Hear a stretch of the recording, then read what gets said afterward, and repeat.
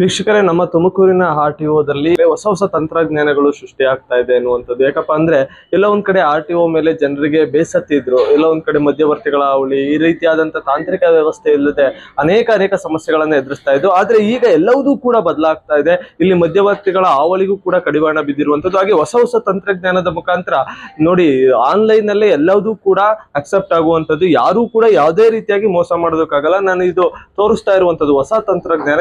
ಏನು ಯಾವ ರೀತಿಯಾಗಿ ವರ್ಕ್ ಆಗುತ್ತೆ ಅನ್ನೋದನ್ನ ನಾನು ಕೇಳ್ತಾ ಹೋಗ್ತೀನಿ. ಸರ್, ಇದ್ರ ಬಗ್ಗೆ ಏನ್ ಹೇಳ್ತೀವಿ?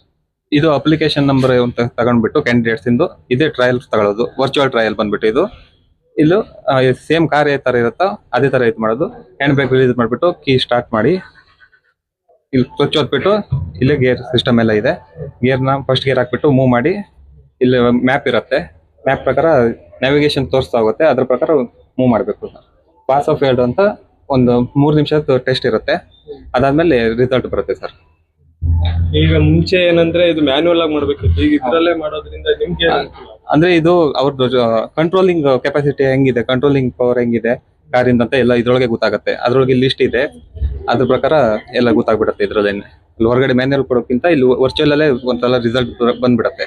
ಹೆಂಗ್ ಕರೆಕ್ಟ್ ಆಗಿ ಓಡಿಸ್ತವ್ರ, ಕಂಟ್ರೋಲಿಂಗ್ ಎಲ್ಲ ಕರೆಕ್ಟ್ ಇದೆ ಅಂತ ಇಲ್ಲೇನೆ ಕಾಣಿಸ್ಬಿಡುತ್ತೆ. ಆಲ್ಮೋಸ್ಟ್ ಎಷ್ಟು ಜನ ಪಾಸ್ ಆಗ್ತಿದ್ದಾರೆ ಇದರಲ್ಲಿ? ಸರ್ ಆಗ್ತಿದ್ದಾರೆ ಆಲ್ಮೋಸ್ಟ್. ಆದ್ರೆ ಸ್ವಲ್ಪ ಜನ ಫೇಲ್ ಆಗ್ತಿದ್ದಾರೆ. ಅವ್ರನ್ನ ನೆಕ್ಸ್ಟ್ ಡೇಗೆ ಸ್ಲಾಟ್ ಚೇಂಜ್ ಮಾಡ್ಬಿಟ್ಟು ಕರ್ಸ್ಕೊಂತಿದೀವಿ. ಅವರಿಗೂ ಇನ್ನೊಂದ್ಸಲ ಕರೆಕ್ಟ್ ಆಗಿ ಓಡಿಸ್ಬೇಕು ಅಂತ ಒಂದು ಪ್ರಾಕ್ಟೀಸ್ ಮಾಡ್ಕೊಂಡು ಮತ್ತೆ ಬರ್ತಾರೆ. ಇನ್ನೊಮ್ಮೆ ಇಲ್ಲಿ ಟ್ರಯಲ್ ಕೊಟ್ಬಿಟ್ಟು ಇನ್ನೊಮ್ಮೆ ಪಾಸ್ ಮಾಡ್ಬಿಟ್ಟು ಅಲ್ಲಿ ಮ್ಯಾನುವಲ್ ಕೊಟ್ಟು ಪಾಸ್ ಮಾಡ್ಕೊಂತಾರೆ. ಟ್ರೈನಿಂಗ್ ಇಲ್ಲ, ಅವರು ಡ್ರೈವಿಂಗ್ ಸ್ಕೂಲ್ ಇಂದ ಬಂದಿರ್ತಾರಲ್ವಾ, ಅವರು ಕ್ಲಾಸ್ ತಗೊಂಡ್ ಬಂದಿರ್ತಾರೆ. ಒಂದು 20-30 ಡೇಸ್ ಕ್ಲಾಸ್ ತಗೊಂಡ್ ಬಂದಿರ್ತಾರೆ.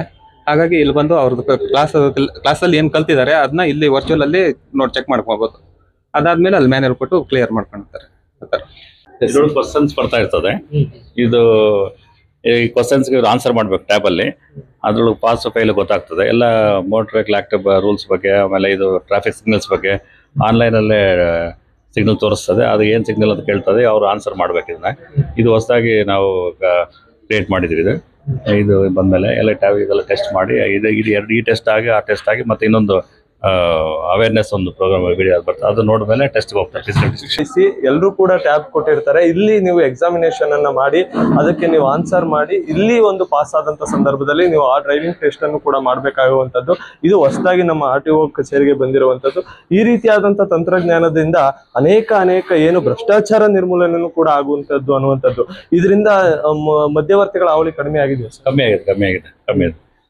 ಇನ್ಸ್ಪೆಕ್ಟರ್ 4 ಜನ ಬಂದಿದ್ದಾರೆ. ಈಗ ಟೆಸ್ಟ್ ಸ್ಟ್ರಿಕ್ಟ್ ಆಗಿ ಮಾಡ್ತಾ ಇದ್ದಾರೆ.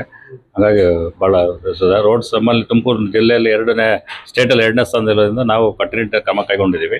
ಆಕ್ಸಿಡೆಂಟ್ಸ್ ಕಮ್ಮಿ ಮಾಡಬೇಕು, ಡ್ರೈವಿಂಗ್ ಬರ್ದಿರೋ ಆಕ್ಸಿಡೆಂಟ್ ಓಡಬಾರ್ದು ಅಂತ ಮಾಡ್ತಿದ್ದೀವಿ. ಆಮೇಲೆ ಇದು ಅಲ್ಲದೆ ನಾವು ಕಂಪಲ್ಸರಿ ಹೆಲ್ಮೆಟ್ ಹಾಕಿಲ್ಲ ಅಂದ್ರೆ DL ಸಸ್ಪೆಂಡ್ ಮಾಡ್ತಾ ಇದ್ದೀವಿ. ಪೊಲೀಸಿಂದ ಹೆಲ್ಮೆಟ್ ಹಾಕಿದ್ರು ಮತ್ತೆ ಮೊಬೈಲ್ ಯೂಸ್ ಮಾಡಿದವ್ರಿಗೂ DL ಕಡ್ಡಾಯ ಸಸ್ಪೆಂಡ್ ಮಾಡಿದೆ. ಫುಟ್ಪಾತ್ ರೈಡ್ ಮಾಡಿದವ್ರಿಗೂ suspension DL 3 months compulsory suspend ಮಾಡ್ತಾ ಇದೆ. ಎಂತೆ ಒತ್ತಡ ಬಂದ್ರೆ ಕೂಡ ಬಿಡ್ತಾ ಇಲ್ಲ.